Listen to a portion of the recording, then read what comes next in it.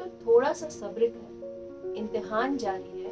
एक दिन ऐसा भी आएगा जब वक्त कहेगा कि चल अब तेरी बारी है। आज मैं आपको एक ऐसे इंसान की कहानी सुना रही हूँ जिसको दुनिया ने 1009 बार रिजेक्ट किया, जिसको जिंदगी के हर मौके पे हार मिली, लेकिन फिर भी उस इंसान ने हार नहीं मानी। आज उस इंसान के द्वारा बनाई गई कंपनी के 145 से अधिक देशों में 25,000 से ज्यादा आउटलेट्स हैं। जी हाँ, मैं बात कर रही हूँ कर्नल हालैंड सेंटर की, जिनका जन्म 9 सितंबर 1890 को अमेरिका में हुआ था। 3 भाई बहनों में सबसे बड़े थे।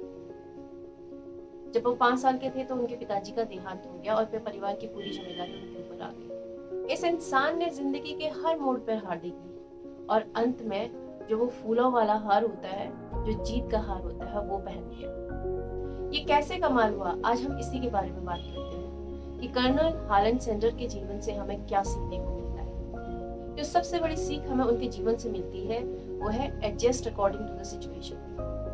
परिस्थिति के हिसाब से अपने आप को ढाल लो। माँ एक फैक्ट्री में काम करती थी, घर का सबसे बड़ा बच्चा था तो इसीलिए परिवार की पूरी जिम्मेदारी उनके ऊपर थी। जब वो 7 साल के हुए तो तब उन्होंने खाना बनाना सीख लिया और कुछ समय बाद कुकिंग उनका पैशन बन गई थी।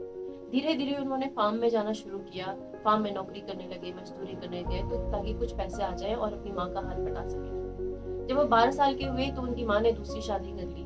जो उनके स्टेप फादर थे तो वो उनको पसंद नहीं करते थे, तो इसीलिए वो वहां से अपनी माँ के घर से जाके अपनी आंटी के घर पे रहने लगे। वहां से भी वो फार्म में जाके मजदूरी करते थे। जब वो 16 साल के हुए तो उन्होंने ऐसा कुछ किया कि जिससे उन्हें बाद में शर्मिंदा भी होना पड़ा। जब वो 16 साल के हुए तो उन्होंने अपनी उम्र को छुपाकर वहां सेना ज्वाइन कर ली, लेकिन 1 साल बाद ही वो पकड़े गए और उनका झूठ पकड़ा गया और उन्हें सेना से बाहर निकाल दिया गया। उसके बाद उन्होंने रेलवे में जॉब करी और जैसे जैसे परिस्थितियां उनके सामने आ रही थी वो अपने आप को उस परिस्थिति में ढालने लगे।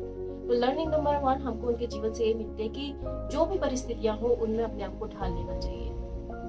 उसके बाद उनके साथ कुछ ऐसा हुआ कि उनको रेलवे से भी निकाल दिया गया। उसके बाद वो अपने माँ के घर जाके रहने लगे। फिर उन्होंने शादी कर ली, लेकिन उसके बाद भी वो अपने लिए सक्सेस का रास्ता ढूंढते रहे कि सक्सेस कहाँ पे मिलेगी। इन्होंने क्रेडिट कार्ड बेचे, इन्होंने जिंदगी में हर वो काम किया जहाँ एक आम इंसान सोच सकता है। इन्होंने हर उस प्रोफेशन में हाथ डाला जहाँ पे आम इंसान पैसे कमाने के लिए, सक्सेस के पीछे भागने के लिए करता है। कमाल की बात ये रही कि जब वो सिर्फ हालैंड सेंटर थे, जब उनके नाम के पीछे कर्नल नहीं था, तो उन्होंने एक नाव बनाने की कंपनी और वो कंपनी चल पड़ी।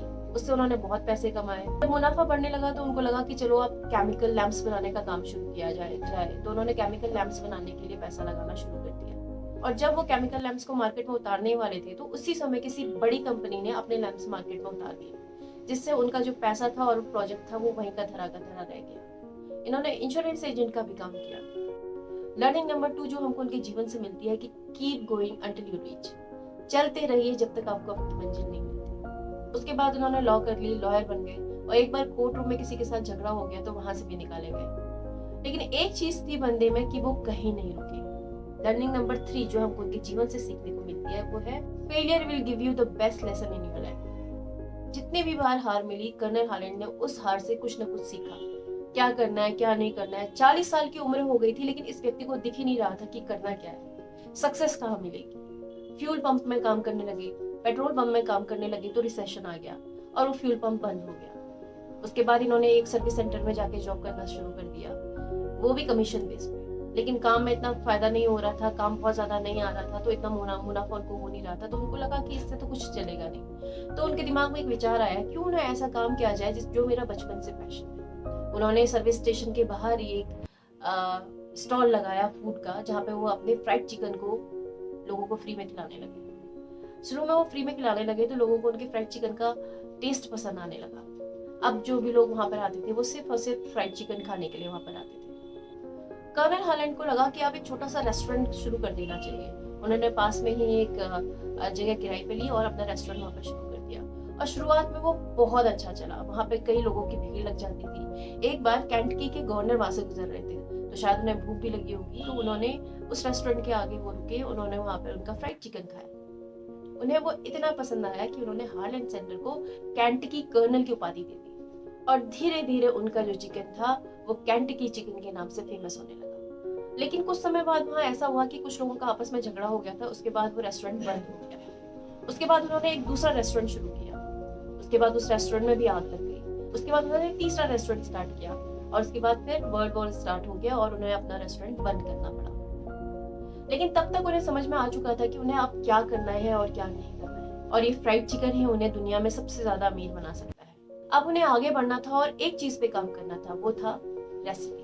अब तक आप समझ चुके होंगे कि कर्नल हालैंड हार मानने वाले व्यक्तियों से नहीं थे, उनके अंदर जीत का जुनून था।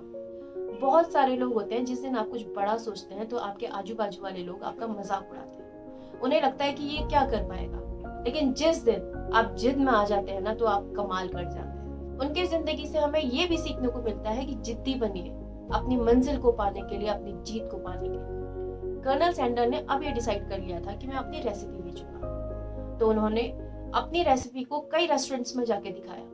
एक टाउन से दूसरे टाउन, हर रेस्टोरेंट में इधर उधर जाने लगे, लोगों को बताने लगे कि आप मेरी रेसिपी भेजिए, आप मेरा फ्राइड चिकन की रेसिपी भेजिए, जो लोगों को बहुत पसंद आएगी और मजा आ जाएगा।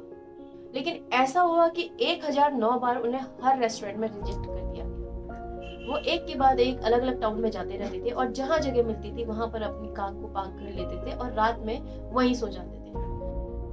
अगले दिन जब वो उठते तो सबसे पहले रेस्टोरेंट में जाते थे और वहां पर जब मालिक आता था तो उसको अपनी रेसिपी बताते थे, क्योंकि उसके बाद जब कस्टमर आ जाए तो शायद मालिक को टाइम नहीं मिलेगा और वो उनकी रेसिपी नहीं सुनेगा। लेकिन तभी कुछ ऐसा हुआ कि एक बहुत बड़े रेस्टोरेंट ने उनकी रेसिपी ले ली, उनकी रेसिपी को अप्रूव कर लिया और उसके बाद वहां पे वो फ्राइड चिकन बिकने लगा। जब उनके वहां वो फ्राइड चिकन चल निकला तो बहुत सारे रेस्टोरेंट्स के मालिक अब उनके पास आ गए उनकी फ्रेंचाइजी के लिए। उसके बाद कर्नल हालैंड रुके नहीं। उनके जीवन से हमें ये भी सीखने को मिलता है कि पेशेंस रखिए, धैर्य बनाए रखिए। उनके जीवन का एक और मजेदार किस्सा मैं आपको बताती हूँ। कर्नल हालैंड की जो ये KFC वाली रेसिपी थी, ये पॉपुलर होती चली गई। ये न सिर्फ अमेरिका में बल्कि यूके में, कनाडा में, मेक्सिको में इसके बहुत सारे आउटलेट खुले और 1964 आते आते इसके 600 आउटलेट खुल गए। तब तक कर्नल हालैंड ने धैर्य बनाए रखा, लेकिन उसके बाद उनके धैर्य का बांध टूट गया। उन्होंने एक इन्वेस्टर को अपनी वो रेसिपी सिर्फ $2 मिलियन में बेच दी।